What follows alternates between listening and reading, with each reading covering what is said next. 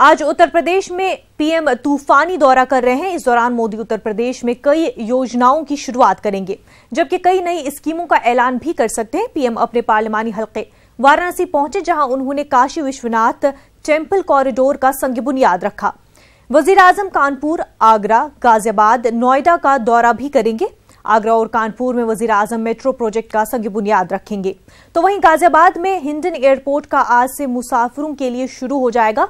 साथ ही नोएडा में metro project के एक हिस्से की शुरुआत करेंगे। खास बात यह है कि कुछ दिन पहले ही 28 फरवरी को काबीना की मीटिंग में नरेंद्र मोदी ने आगरा और कानपुर से मेट्रो बनाने की मंजूरी दी थी।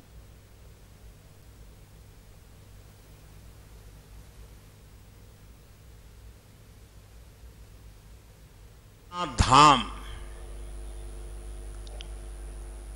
एक प्रकार से ये भोले बाबा की मुक्ति का पर्व है कि ऐसे जकड़ा हुआ था हमारा बाबा, चारों तरफ दीवारों में फंसा हुआ था। शायद पता नहीं कितनी सदियों तक सांस लेने भी दिक्कत रही होगी।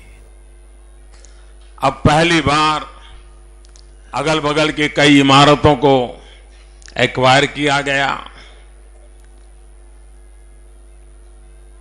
भोले बाबा को तो मुक्ति मिलेगी, लेकिन भोले बाबा के भक्तों को विशालता की अनुभूति होगी।